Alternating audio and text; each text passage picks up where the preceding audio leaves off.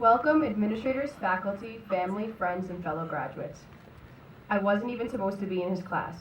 When I first got my schedule that year, it had me listed for living environment, not earth science, but my mom had wanted me in earth science instead. What's more, she heard really good things about this earth science teacher, so she called and got me transferred into his class.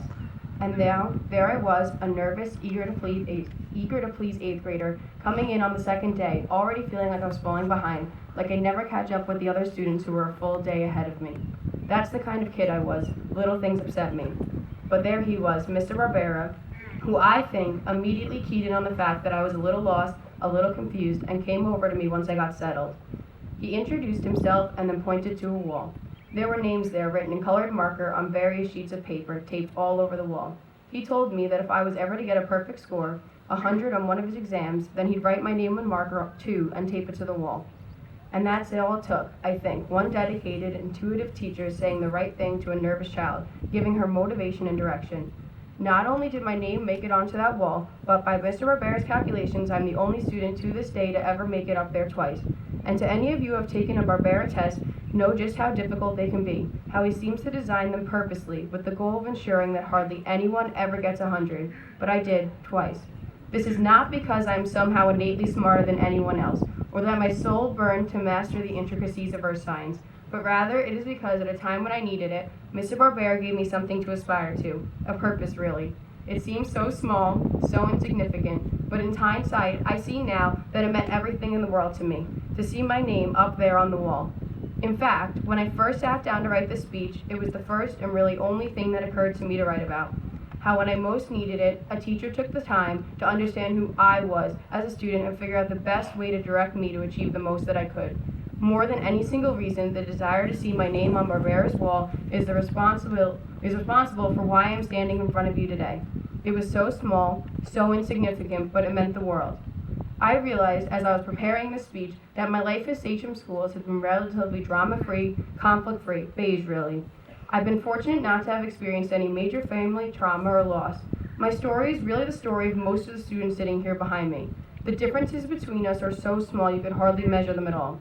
Only this, I was the fortunate one who ended up in Mr. Barbera's classroom on the second day of 8th grade. Barbera's motivating me to get up on the wall was only the first of a series of small acts by various science teachers over the years that made me consider science a serious part of my life and future. In 10th grade, Miss Marlowe pushed me into Envirothon, and I discovered my passion for the environment. Also in 10th grade, I had Miss Lasher for chemistry, and it was then that I decided what I wanted to study in college. Something about Lasher made me know that I had to major in chemistry. The way she spoke to me made me feel equal to her rather than a student, and the more I got to know her, the more I wanted to be like her. Finally, having Mr. Azzato the next year for chemistry sealed the deal. His passion for what he did and the ease with what he taught made it easy for me to decide that no matter what college I ended up at, I would be studying chemistry. Barbera's encouragement, Marlowe's push, Lasher's friendship, Azzato's style.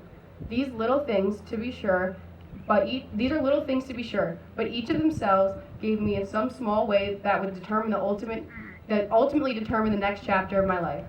None of them could have ever suspected the impact they were having on me. I didn't suspect it myself when it was happening, and yet here I am, the product of each of their tiny kindnesses, heading off into a future that they themselves determined by being there with their small offerings when I needed them most.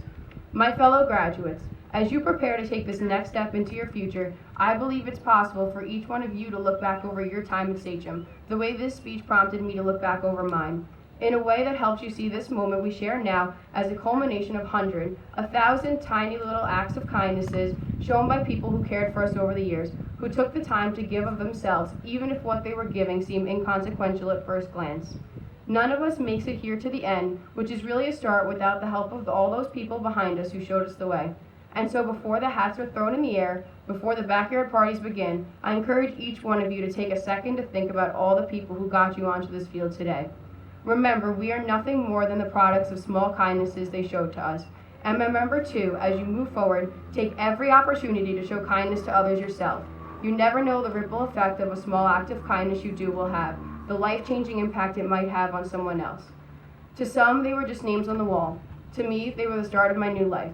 Thank you, Ms. Barbera, and thank you to the graduates of Sachem High School North, class of 2017. Congratulations, we made it.